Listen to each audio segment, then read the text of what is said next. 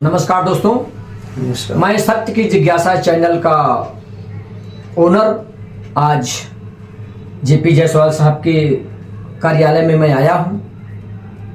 मैं नाला सुपारा शहर से इनको मिलने के लिए आया हूं। मैं सुना जायसवाल साहब को भारत निर्माण योगदान पुरस्कार मिला हुआ है, जिस कार्यक्रम को 25/1/25 यानी कि 25 जनवरी 2025 को रखा गया था। ये हमारे हाथ में है।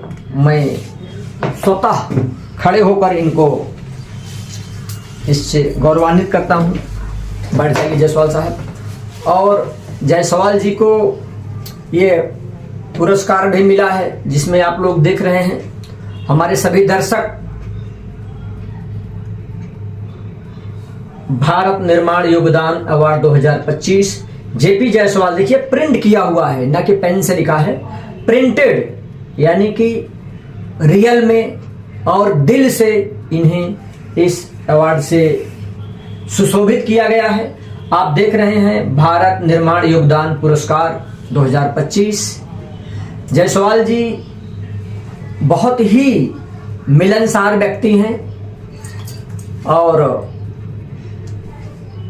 जिस तरह से कि न्यूज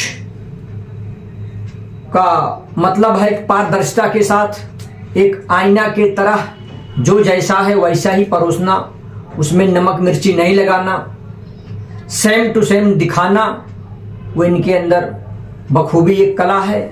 न्यूज NEWS,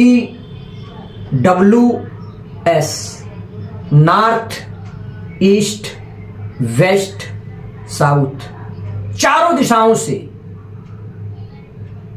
किसी भी समाचार को कलेक्ट करना, होनी अनहोनी को कलेक्ट करना और लोगों तक दिखाना इनका ध्येय है। Search India 24 news JP Jaiswal ji का है। इसके ओनर ये खुद हैं, मालक हैं, मैनेजिंग डायरेक्टर हैं, MD यानी कि मैनेजिंग डायरेक्टर। मिलनसार व्यक्ति हैं, सबसे हंस के मिलते हैं, लेकिन हंसते हैं, कलम तीखी चलती है और सच्चाई के साथ जो जैसा रहता है वैसा बखूबी ये परोसते हैं। भले ही कोई तुर्रम खां हो, अरबपति हो, करोड़पति हो, बहुत बड़ा भाई हो, बहुत बड़ा अधिकारी हो, उससे लेना देना नहीं है। अगर आप गलत किए हैं तो जेपी जायसवाल आपके शत्रु हैं। अगर आप सच हैं तो इन्हें आप खरीद नहीं सकते। ये अपने लेखनी के प्रति, कार्यदक्षता के प्रति निपुण हैं, ईमानदारी से कार्य करते हैं। बाकी रहा सवाल, चांद पर भी दाग है, लोग लांछन लगाते रहते हैं। हम जायसवाल जी से ही जानना चाहते हैं अपनी इस मुकाम तक पहुंचने के लिए, इस उपलब्धि को पाने के लिए हमारे दर्शकों को, अपने खुद के दर्शकों को अपने चैनल के माध्यम से ये जो अवार्ड मिला हुआ है इसके बारे में और अपने बारे में, अपने न्यूज चैनल के बारे में थोड़ा विस्तार पूर्वक बताइए। भले ही वीडियो थोड़ा लंबा होगा, मैं दर्शकों से करबद्ध विनंती करूंगा कि इस वीडियो को, इनके जीवन परिचय को अवश्य देखिए कि कितना संघर्ष रहा है जीवन, लेकिन आज ये चमक गए हैं और ये मैं नहीं पूरी दुनिया इन्हें कह रही है।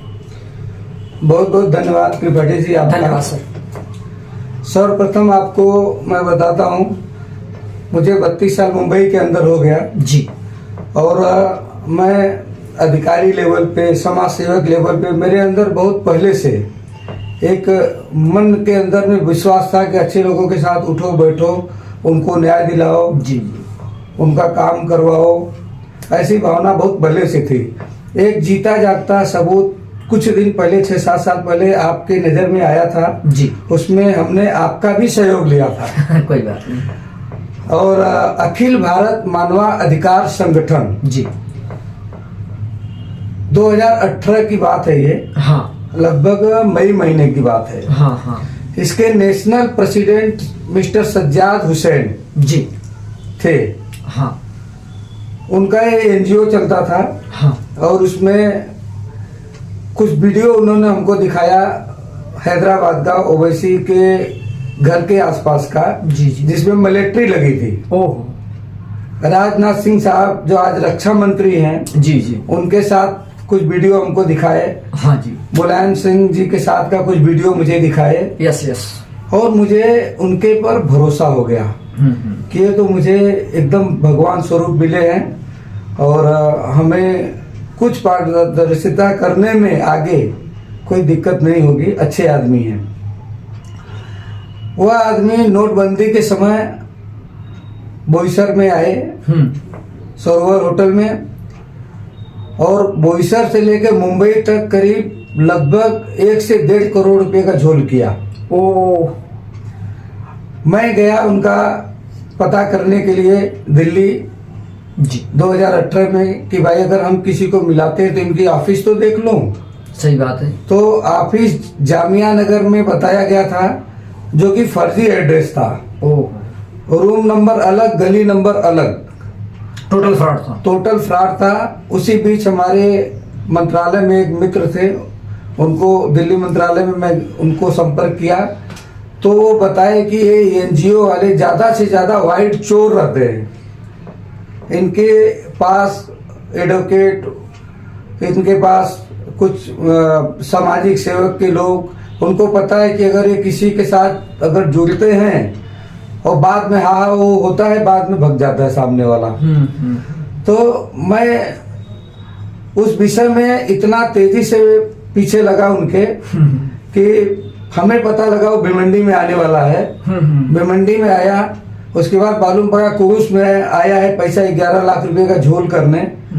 पैसा लेने आया? हाँ लेने, कोई पद दिलाने के चक्कर में आया था। अच्छा, मतलब वो एनजीओ चलाने वाला बड़ा कोई पद देने के लिए उनसे पैसा लेता था और पैसे का दुरुपयोग करता था। एनजीओ वाले ज्यादातर यही कर रहे हैं, आईडी देते हैं, आईडी जमा कर लेते हैं, ब्लैकमेलिंग करते हैं, बोलते हैं जाओ पैसे कलेक्ट करो, 50% हमको दो, 50% खुद रखो। इन तमाम एनजीओ के पीछे पड़ने के लिए जेपी जायसवाल जिंदाबाद बोलूं तो कम है। हाँ सर। तो सर मैं वहाँ पे गया जब भी 11 लाख का कुछ लोगों का बात हुआ था, कोई शिक्षा विभाग से रिलेटेड कुछ काम था उसका, और महाराष्ट्रियन थे, विनोद नाम था उनका, अभी कुछ सरनाम तो याद नहीं आ रहा है। कुल उसका मामला है। मुझे जैसा पता चला मैं वैसे ही इनोवा उठाया अपना, 2-4 लड़के को लिया साथ में। मैं बोला आज इनका जो है खैर नहीं, इनका पता करूंगा कि ये आदमी कितना बड़ा झोलर है, सही है गलत है, सब निकालूंगा, उसको उठा के लेके आऊंगा वहां से और लाके बोईसर पुलिस स्टेशन में मैं इनको जमा करूंगा। मेरे दिल में इस तरीके की भावना जागी और मैं गया। जाने के बाद वो आदमी वहां पर मिला। मिलने के बाद में कई लोगों के साथ था। मैं बोला भाई तुम मेरा पैसा लॉकडाउन में मांगे थे मुझसे, पैसा मेरा दो। बोलता है कि कौन सा पैसा तुम्हारा है? वो एनजीओ चलाने वाला 8-10 लोगों के साथ में था। जेपी जायसवाल अकेले जाके उसका मुकाबला किए। हमेशा मुकाबला अकेले ही होता है। जब भी आप कोई कार्य करेंगे लोग आप पर हंसेंगे, और जब आप पर हंसेंगे और आपको पागल समझेंगे तभी आप समझ जाना कि जिसने हंसा उसी ने इतिहास रचा।